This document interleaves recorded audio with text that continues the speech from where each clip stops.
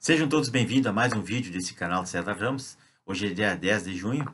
Hoje nós vamos ver o processo das fake news. No Brasil, nós vivemos sempre aquele absurdo das coisas mais bizarras possíveis e aterrorizantes que acontecem como nesse drama aqui desse romance, né? O Processo de Franz Kafka. É uma narrativa de uma obra de 1925, onde o personagem da história dramática é um funcionário de um respeitável banco de nome Joseph, que é preso de um modo súbito e estranho, né? Às 6 horas da manhã, a polícia bate na sua porta, ele leva preso, dá voz de prisão e não diz do que ele vai se defender, do que ele está sendo acusado, não lhe é revelado qual o crime que ele cometeu. E, e ele deve ser investigado durante muitos anos, no caso 30 anos, e ele nunca conseguiu obter informações a respeito do que ele estava sendo acusado. Então, essa obra surreal, ela virou filme, foi aclamada em todo o mundo como uma história verossímil, possível de acontecer, e das mais originais e importantes criações literárias do nosso tempo e do século XX. Então, é considerado um conto existencialista, é uma paródia ou uma profecia de algo que iria acontecer, como de fato aconteceu.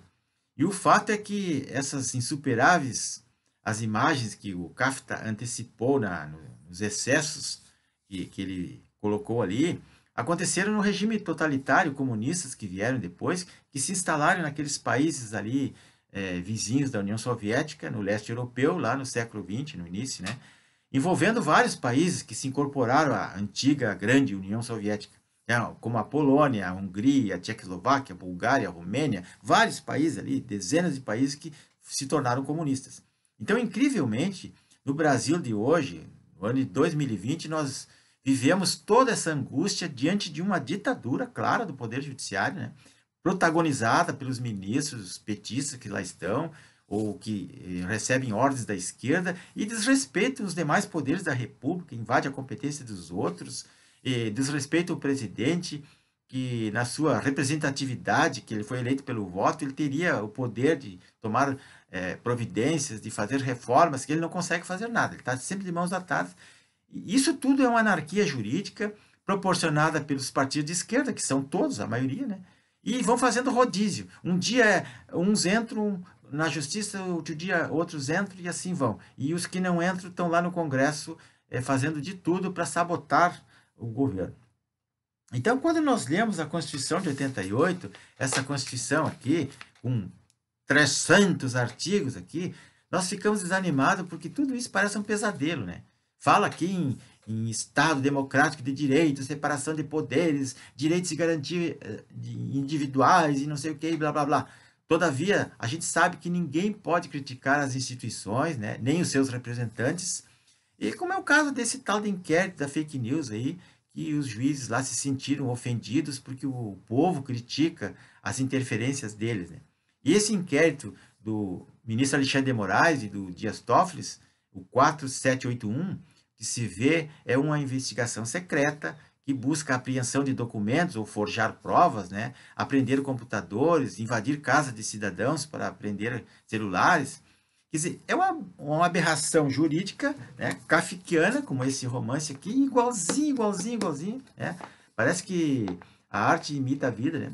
E é um conto de terror, posto que é uma investigação completamente ilegal, inconstitucional, os juristas estão cansados de falar isso, e pois nós deveríamos viver, né? Afinal, é um Estado democrático de direito, tem uma Constituição, é um Estado organizado. Então, vou citar alguns 10 exemplos da ilegalidade desse inquérito, né, para que todos possam entender o que de fato está acontecendo. É o terceiro ou quarto vídeo que eu faço sobre o mesmo assunto. Então, esse inquérito secreto, ele viola o sistema acusatório e processual que dá à pessoa investigada o direito de ampla defesa, de contraditório. Por exemplo, o ladrão Lula e o Zé Dirceu estão soltos, eles têm ampla defesa. Agora, as outras pessoas não têm. A investigação desses fatos, elas não são investigação de fatos específicos, né? São fatos, assim, inexistentes, que eles estão tentando descobrir o que é, que nem sabem o que é, e não sabem bem o que vão investigar. Mas é uma investigação claramente ideológica, ou persecutória de algumas pessoas, como foi o caso do jornalista Alan dos Santos, que ele já se manifestou muitas vezes sobre isso.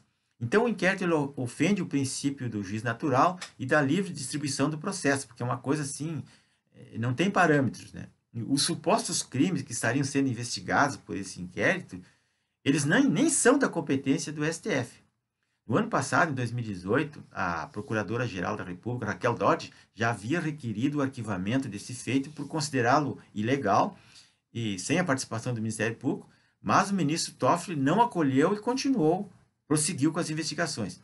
Então, como se trata de formadores de opiniões que estão sendo investigados, jornalistas, parlamentares, youtubers, o inquérito viola a liberdade de expressão dessas pessoas, e é o caso do Alan dos Santos e de vários outros que são jornalistas e que teceram comentários de opinião ou simplesmente publicaram notícias, fatos. Então, os investigados, até poucos dias, nunca tiveram acesso, não conseguiram acesso através de seus advogados para saber do que tratava o inquérito e do que eles estavam sendo investigados, bem como está no romance aqui do Kafka. Todos sabem que um juiz não pode investigar, ele só pode julgar, né? Ele não pode investigar, julgar e ser vítima ao mesmo tempo. Isso é uma prerrogativa do Ministério Público e da Polícia Judiciária fazer a investigação. Mas o mais grave disso tudo é que não existe uma lei que considere o fake news como um crime. Poderia ser qualquer outra infração penal, poderia ser uma ameaça, uma injúria, uma difamação, uma calúnia, mas menos esse tipo penal que não existe. A Constituição diz assim, ó, lá no artigo 5º, inciso 39, não há crime sem lei anterior que o defina, nem pena sem prévia cominação legal. Isso é uma cláusula pétrea, mas está sendo respeitado. Então, enfim, pessoal, o inquérito, esse aí é um atentado à democracia e um abuso de poder, claro, né? Um verdadeiro processo kafkiano, igual a esse processo do Kafka, que desmoraliza o poder judiciário e envergonha o país, envergonha o Brasil. Quem vai querer investir num país que não oferece nenhuma segurança jurídica ou nunca se sabe o que pode acontecer? A Constituição é rasgada todos os dias. Isso é um desserviço à nação, é um desserviço ao povo brasileiro. E o STF, então, fica se vitimizando para dizer que é criticado pelo povo, pelo presidente. E nos últimos 6 meses aí, um youtuber catalogou uma interferência de quase 100 vezes, direto ou indiretamente, interferência do judiciário nos poderes da República, principalmente no poder executivo. Pode uma coisa dessa? Então, depois disso, eles dizem que o ditador é o Bolsonaro, que o Bolsonaro que é o fascista, né? Mas quem pratica atos autoritários não é o presidente. Então, na verdade, o que alguns ministros do STF estão defendendo são os membros da própria corte que estão enrolados em algum tipo de investigação ou alguma suspeita. Tanto é verdade que esse inquérito começou quando o site antagonista, lá em janeiro, publicou uma reportagem sobre um delator da Lava Jato, o Marcelo Odebrecht, que ele acusava o ministro da corte de ser amigo do meu pai. Então, nós temos que acordar, meu povo brasileiro. Nós estamos numa ditadura e nós não podemos aceitar isso. Ilegalidade é ilegalidade, vamos ter que cumprir a Constituição. Claro que o presidente não conseguiu nem legalizar o partido dele porque o mecanismo não deixa, mas nós temos que ser patriotas e continuar sempre do lado do presidente. A coisa está muito errada e nós estamos até já usando focinheira, né, pessoal? Então, pessoal, peço a todos que se inscrevam no meu canal e isso é muito importante para o canal crescer.